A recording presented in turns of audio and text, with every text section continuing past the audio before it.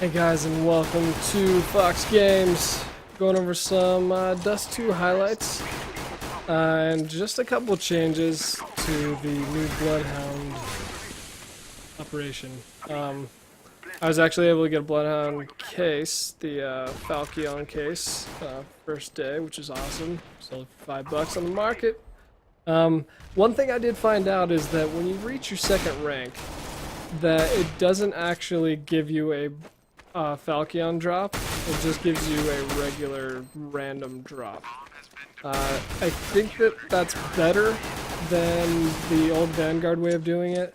My biggest problem with Vanguard was that you get the case, right? You get a Vanguard case. Originally, you buy the operation, $6, and then it lets you do 2 missions per operation per day, I think. And the issue that I had with that was that by the time it was like 3 days later, those cases were worth like 10 cents. And then now they're worth 4 cents, and they will be worth 4 cents for the foreseeable future. I mean, though they dropped so many Vanguard cases. I think I had like 40 in my inventory. I bought Eurasia and another one.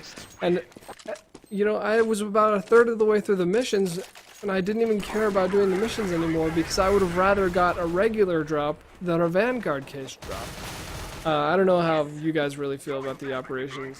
One of the main reasons that I buy them, actually, I enjoy some of the extra maps, but part of the thing is that it kind of needs to pay itself off. You know, I enjoy Counter-Strike. I don't mind, you know, paying for the occasional skin or something. As far as new content like that, you know, I like to support the map makers and stuff. But at the same time, if other people are willing to pay more for these cases, if you limit the supply and keep the demand a little higher, people can get some of their money back on cases if they're just not interested in a lot of the skins that are in the case. That's kind of how I felt about that. So you guys can kind of let me know, what do you guys think about the Falchion case, the new operation? I still think that the new way that they're doing the mission with the little voiceovers and stuff, it's kind of cheesy. I'm not a huge fan of it. I don't really know the point.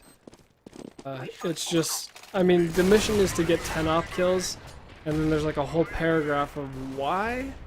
But and here's the issue that I guess I really have with it.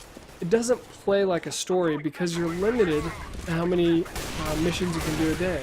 So by tomorrow or the next day, I'm not going to remember that paragraph long thing of why I was getting 10 op kills. Or who the bad guy is, or whatever's going on. I don't know, I think it's kind of silly. I think it's interesting. I mean, obviously I don't hope they do the same thing, but I kind of hope that they figure out a way maybe to do it. If they're going to do it at all, I don't see the point of having it done this way. And like I said, Steam has always been good about working with creators. And so if someone has created like a cool mod or something, I think that's a great opportunity for potentially people to make a little bit of money and to make the Steam communities, the Steam game even better. So that's kind of my take on the whole missions thing.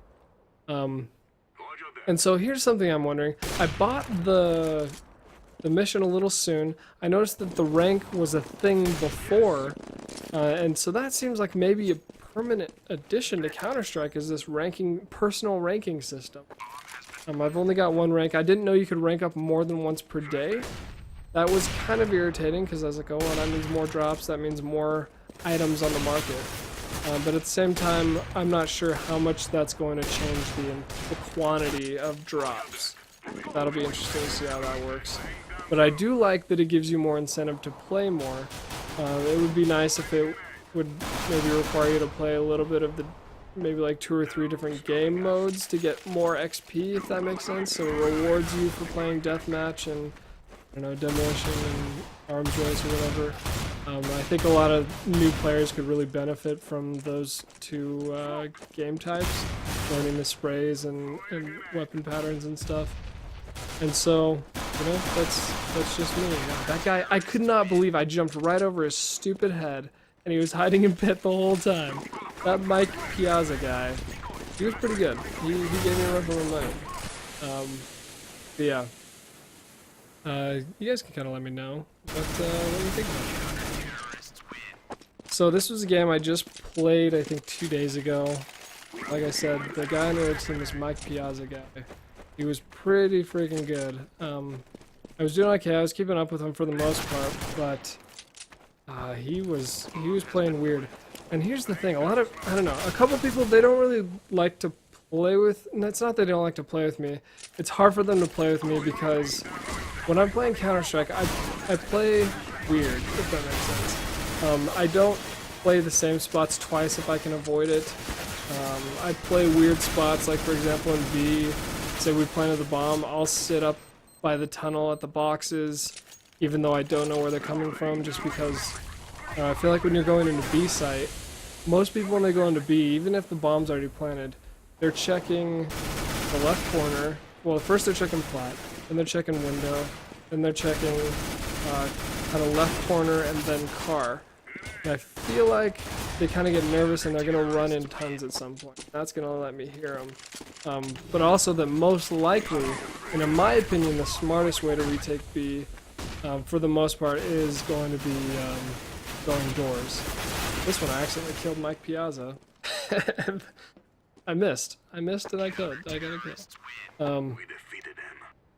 So, when you're going into B site, I don't know. I just think it's the best way. Anyways, that's it for Fox Games, and I will catch you guys next time.